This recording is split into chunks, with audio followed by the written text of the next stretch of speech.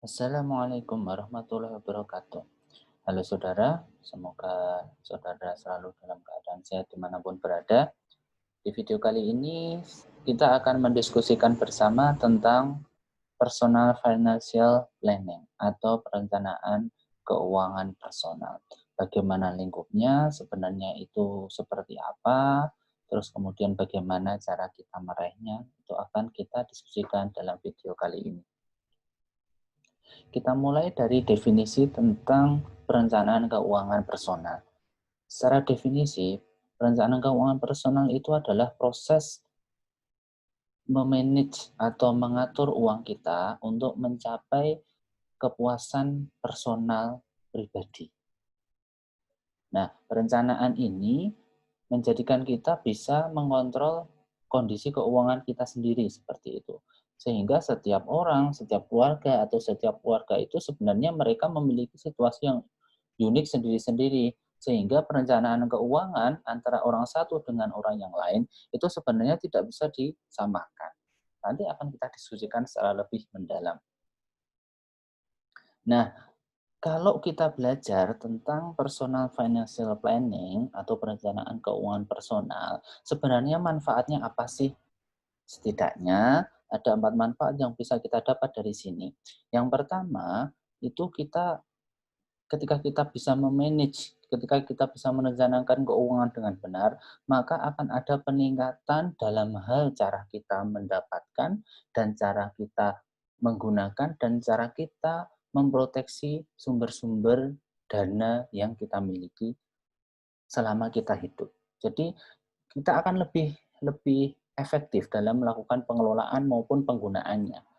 Yang kedua, itu kita bisa meningkatkan kontrol dari kebebasan keuangan kita. Dan kita bisa semakin mudah untuk menghindari utang yang misalkan utang yang terlalu berlebihan, bahkan yang namanya kebangkrutan itu yang menjadi momok bagi sebagian besar orang itu akan bisa kita hindari. Selanjutnya, ketika kita bisa membuat perencanaan keuangan pribadi yang bagus, maka itu kita bisa meningkatkan personal relationship kita. Kita bisa meningkatkan hubungan interpersonal kita. Karena apa? Karena ketika kita misalkan mandiri secara keuangan, keuangan kita itu terencana, kita akan menjadi pribadi yang memiliki hubungan personal yang bagus dan tidak akan mengganggu dengan hubungan personal kita dengan yang lain seperti itu. Dan yang paling ultimate atau yang paling terakhir itu adalah kita bisa memiliki sense of freedom from financial worries. Jadi kita akan memiliki kebebasan bahwa kita itu tidak khawatir terhadap masa depan. Kalau kita belajar perencanaan keuangan, maka kita tidak akan khawatir, wah misalkan, wah besok setelah saya pensiun saya mau ngapain ya? Wah besok 2 tahun lagi, 3 tahun lagi kira-kira pekerjaan saya masih seperti ini enggak ya? Kira-kira pendapatan saya masih sama enggak ya? Nah, kekhawatiran-kekhawatiran itu tidak akan ada ketika kita belajar perencanaan keuangan yang benar. Nah, ketika kita melakukan perencanaan, tentunya itu harus melihat pada karakteristik diri kita pribadi. Tadi saya katakan bahwa setiap orang itu beda. Antara orang satu dengan orang lain itu pasti memiliki perencanaan keuangan yang berbeda. Nah, banyak faktor yang mempengaruhi, tapi beberapa coba saya list di sini. Yang pertama, umur. Tentunya ketika Anda berumur misalkan 20 tahun, itu pasti akan berbeda dengan ketika Anda berumur 40 tahun dari segi perencanaan keuangan.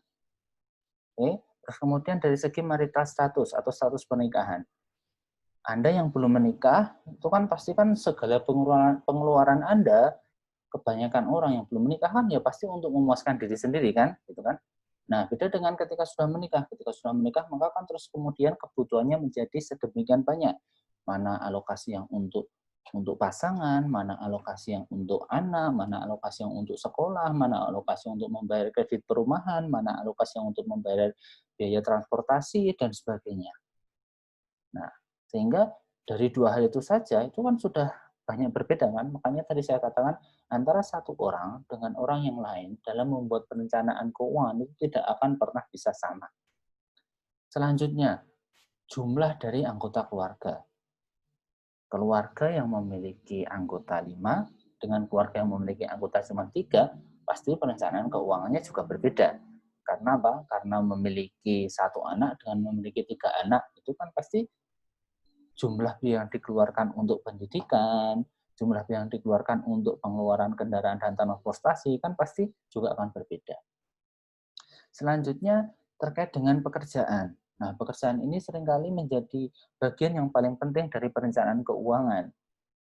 Anda yang misalkan bekerja di sektor yang pemerintahan, pastinya memiliki perencanaan yang keuangan yang berbeda dengan Anda yang bekerja sebagai wirausaha. Anda yang memiliki keuntungan tetap per bulan pasti akan berbeda dengan Anda yang memiliki keuntungan yang cukup fluktuatif per bulan.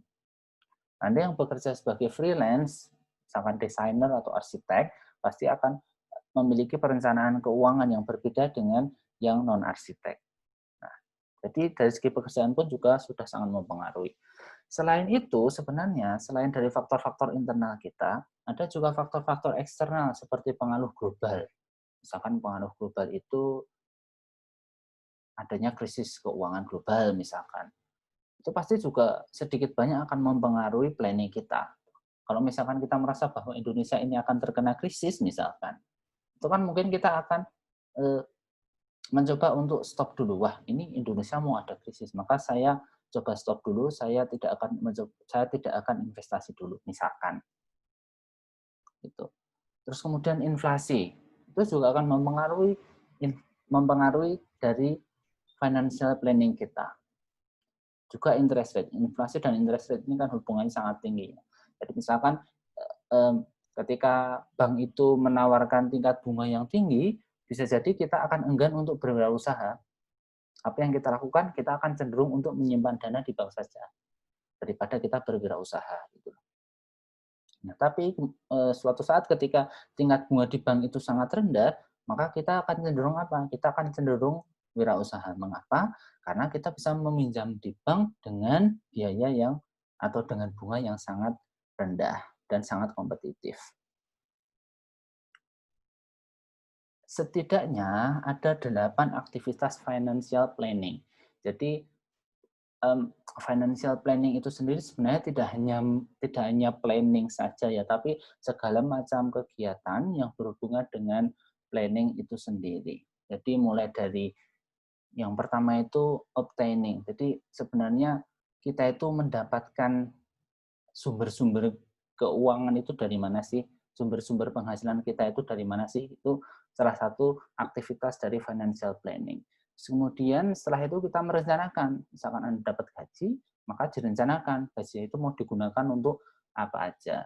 Dan bagian dari perencanaan itu termasuk yang ada di beberapa poin selanjutnya, misalkan sebagian mau buat saving, sebagian mau buat borrowing, sebagian mau buat spending. Karena kita masih kurang ya, karena kita mau investasi juga tapi masih kurang, maka kita juga memutuskan untuk borrowing misalkan.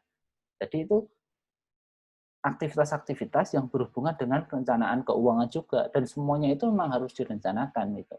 Termasuk managing risk dengan kita membeli asuransi misalkan jika sudah diperlukan.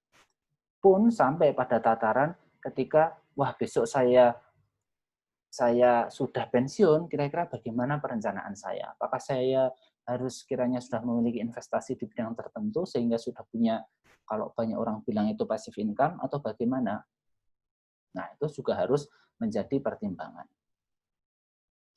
Kemudian, ketika kita sudah tahu aktivitas-aktivitas yang ada dalam perencanaan keuangan itu seperti apa, maka selanjutnya kita juga harus mengetahui tujuan-tujuan keuangan itu sebenarnya macam-macam gitu. Kita tidak bisa mendefinisikan bahwa semuanya itu berada dalam satu tujuan atau berada dalam satu kriteria. Akan tetapi tujuan itu bisa macam-macam. Ada tujuan jangka pendek, ada tujuan jangka menengah, dan juga ada tujuan jangka panjang. Tujuan jangka pendek itu misalkan gini, dalam 1 atau 2 tahun saya harus sudah memiliki bisnis kecil-kecilan sendiri. Misalkan seperti itu adalah tujuan jangka pendek. Kalau yang rentang waktunya lebih dari itu nanti bisa intermediate atau jangka menengah, atau bisa jangka tahun. Jangka tahun itu misalkan 10 tahun dari sekarang, saya harus sudah memiliki rumah. Sehingga yang harus saya lakukan dari sekarang adalah A, B, C, D, E. Nah, seperti itu. Nah, untuk mencapai tujuan tersebut, kita itu sebenarnya harus yang namanya itu SMART. Jadi, tujuan-tujuan kita itu, pendekatannya itu harus yang pertama itu sangat spesifik, terus kemudian itu measurable atau bisa diukur, action oriented itu berorientasi pada aktivitas, realistis, dan juga time based. Spesifik maksudnya apa? Maksudnya kalau kita menentukan tujuan, itu tujuan kita itu harus spesifik. Gitu. Jangan sampai kita menentukan tujuan misalkan dalam waktu 5 tahun saya sudah harus mandiri finansial. Nah, itu kan nggak spesifik. Mandiri finansial itu yang seperti apa? Apakah Anda punya gaji 100 juta per bulan, atau gaji Anda 2 juta per bulan, atau Anda punya bisnis, itu harus spesifik. Kemudian measurable. Measurable itu bisa diukur. Jadi kalau tujuan Anda itu dalam waktu misalkan 2 tahun lagi mau seperti apa, itu harus bisa diukur. Misalkan diukur dengan um, memiliki pendapatan 2 juta rupiah per bulan, memiliki pendapatan 5 juta rupiah per bulan, atau yang lain. Action oriented. Maksudnya adalah tujuan kita itu membuat kita itu melakukan tindakan-tindakan yang itu mengarah ke tujuan tersebut. Jadi kita harus bisa membreakdown nih. Kita punya tujuan tertentu, setelah itu kita breakdown tujuan kita itu, langkah-langkah apa yang bisa kita lakukan untuk mencapainya. Selanjutnya itu adalah realistis. Tujuan kita itu harus realistis itu. Misalkan kalau sekarang Anda mahasiswa, itu agaknya tidak realistis ketika Anda memiliki rencana membeli mobil dengan uang Anda setiap tahun. Itu kan nggak realistis. Nggak realistisnya apa? Yang pertama, dananya dari mana? Beda cerita ya kalau Anda adalah anak orang kaya. Terus kemudian yang kedua, itu buat apa Anda beli mobil setiap tahun gitu ketika Anda adalah seorang mahasiswa.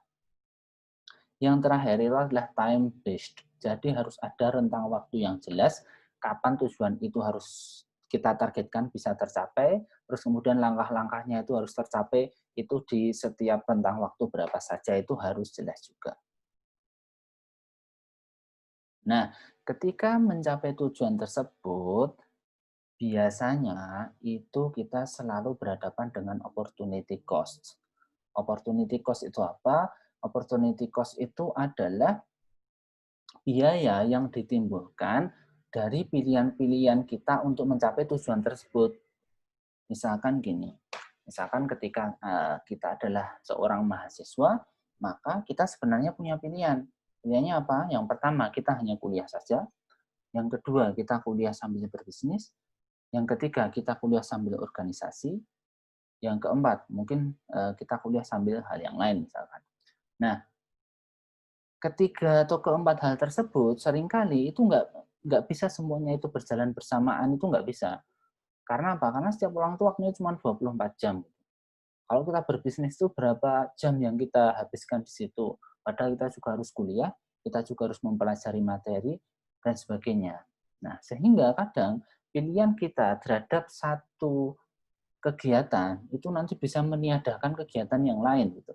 Katakanlah ketika kita mahasiswa, kita memilih, wah saya sebagai mahasiswa, saya ingin menjadi mahasiswa sekaligus belajar berwirausaha, sekaligus belajar membangun bisnis, membangun jejaring atau network, dan membangun relasi dengan bisnis-bisnis kecil yang lain gitu. Nah, ketika itu benar-benar kita lakukan dengan sungguh-sungguh, mungkin hampir mustahil kita bisa aktif di organisasi di universitas gitu loh. Nah, jadi itu adalah opportunity cost.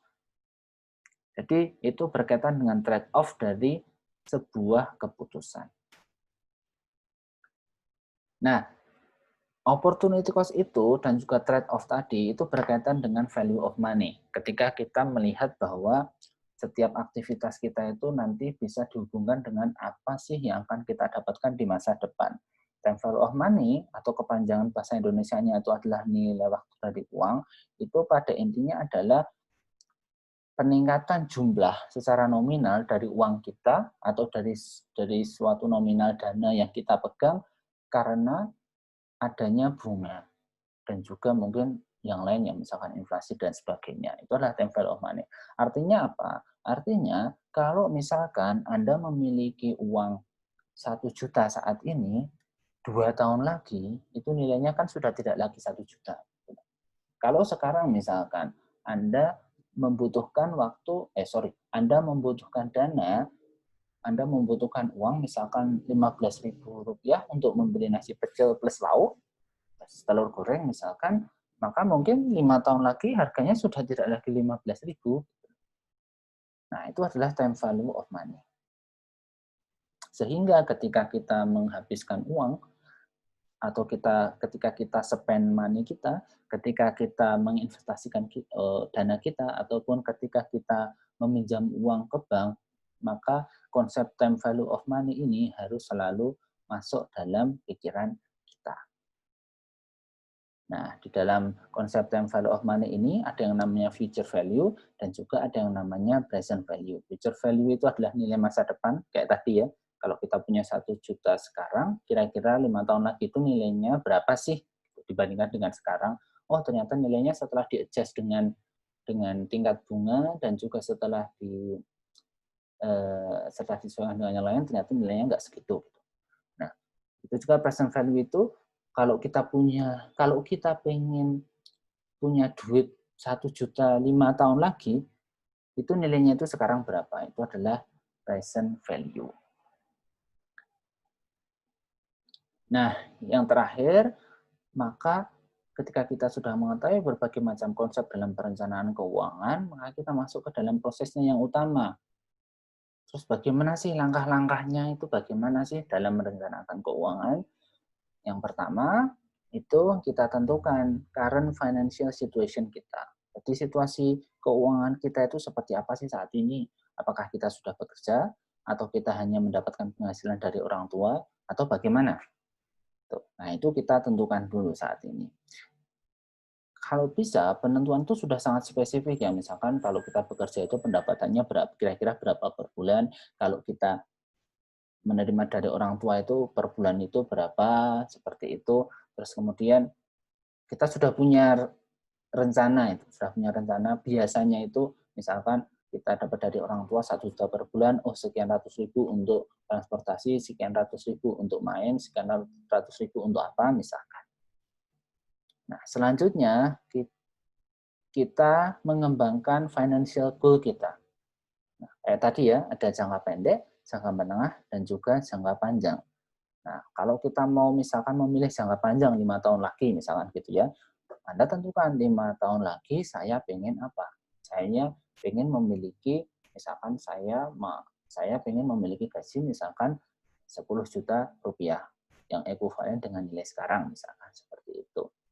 Nah, selanjutnya itu identify alternative course of action. Jadi kira-kira untuk mencapai tujuan tersebut, itu kira-kira apa sih alternatif aktivitas yang bisa kita lakukan? Itu kita list semua. 1 sampai 10 apa aja gitu misalkan. Bahkan sebanyak-banyaknya gitu. Nah, yang selanjutnya itu evaluate alternatif. Bedanya dengan identify, evaluate itu kalau misalkan tadi kita punya 20 aktivitas gitu ya, yang kira-kira bisa untuk mencapai tujuan kita. Nah, itu kita pilah-pilah mana yang sebenarnya yang paling relevan untuk kita. Yang paling bisa kita lakukan itu apa aja. Nah, itu kita pilih itu yang paling relevan untuk kita.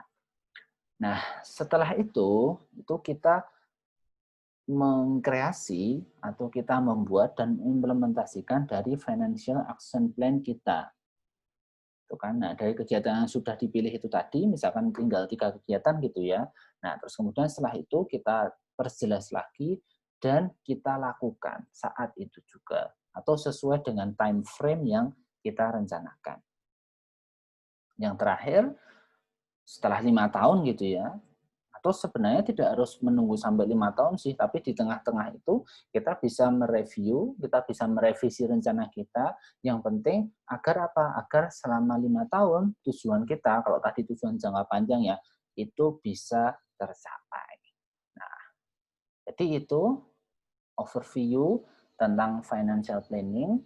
Semoga bisa bermanfaat bagi kita semua. Saya akhiri. Terima kasih. Assalamualaikum warahmatullahi wabarakatuh.